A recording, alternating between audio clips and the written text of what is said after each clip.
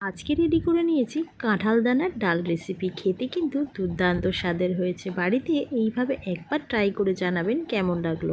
আশা করি বন্ধুরা আপনাদের ভালো লাগবে। নমস্কার বন্ধুরা, টেস্টি অ্যান্ড ওয়ান বাইট চ্যানেলে আপনাদের স্বাগত। বন্ধুরা কেমন আছেন? আশা করি আপনারা ভালোই আছেন। আজকে যে রেসিপিটা নিয়ে আমি হাজির হয়েছি কাঁঠাল দানার ডাল। এর জন্য আমি যে ছোটো বাটিতে মুগ ডাল নিয়েছি ওর বাটির সম পরিমাণে আমি নিয়ে নিয়েছি মুসুর ডাল।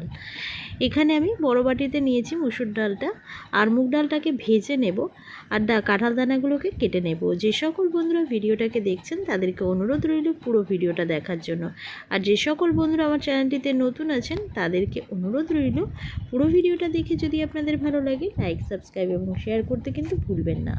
তো প্রথমে আমি দানাগুলোকে কেটে নিলাম, তারপরে আমি মুগ ডালটাকে কড়াইয়ে দিয়ে শুকনো খোলায় ভালো করে ভেজে নিয়ে তুলে নিলাম।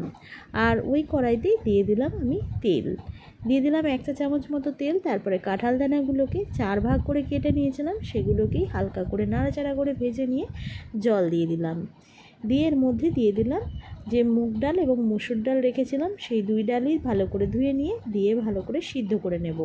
ওপরে যেই ফেনাগুলো হচ্ছে এগুলো আমি হাতার সাহায্যে তুলে ফেলে দিয়েছি। এরপরে দিয়ে দিলাম একটা মিডিয়াম সাইজের পেঁয়াজ আর স্বাদ অনুযায়ী লবণ দিয়ে ভালো করে ডালটাকে সিদ্ধ করে আমি কিন্তু ডালটাকে নামিয়ে নিলাম। কড়াইতে দিয়ে দিলাম 2 চা চামচ মতো সরিষার তেল, একটা শুকনো লঙ্কা ফোড়নে, আর দিয়ে দিলাম হাফ চা চামচ মতো গোটা জিরে, একটা তেজপাতা। আর এখানে রসুন কুচি আর আদা কুচি নিয়েছি। ফোড়নটা ভাজা হয়ে গেলে রসুন কুচি আর আদা যে আমি গ্রেট করে রেখেছিলাম সেটাই এর মধ্যে দিয়ে ভালো করে নাড়াচাড়া করে নিয়ে ভেজে নিয়ে ফোড়নটাকে আমি ডালটাকে সাদাল দিয়ে দিলাম। দেওয়ার পরে আমি দিয়ে দিলাম এখানে কাঁচা লঙ্কা, প্রায় 4খানা মতো কাঁচা লঙ্কা ভেঙে নিয়ে আমি এর মধ্যে দিয়ে দিলাম। দিয়ে দেবো আমি হাফ চা চামচ মতো হলুদ গুঁড়ো, দিয়ে ভালো করে নাড়াচাড়া করে নিয়ে খানিকক্ষণ ফুটিয়ে নেব। দানাগুলো একদম সিদ্ধ হয়ে গেছে, তো দেখে নিতে হবে দানাগুলো প্রপারলি সিদ্ধ হয়েছে কিনা।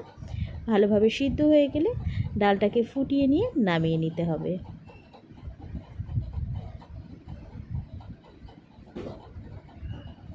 তো দেখুন বন্ধুরা, ডালটা একদম গাঢ় গাঢ় করে রেডি করে নিয়েছি। এবারে আমি এটাকে নামিয়ে নেব।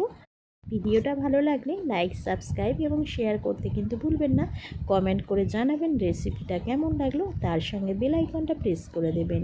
বেল আইকনটা প্রেস করলে সবার আগে নোটিফিকেশান আপনাদের কাছে পৌঁছে যাবে আমি যে নিত্যদিন ভিডিওগুলো ছেড়ে থাকি। আমি আবারও একটা নতুন রেসিপি নিয়ে হাজির হব। ততক্ষণ আপনারা সুস্থ থাকবেন, ভালো থাকবেন। আজকের মতো এইটুখানি। ধন্যবাদ বন্ধুরা।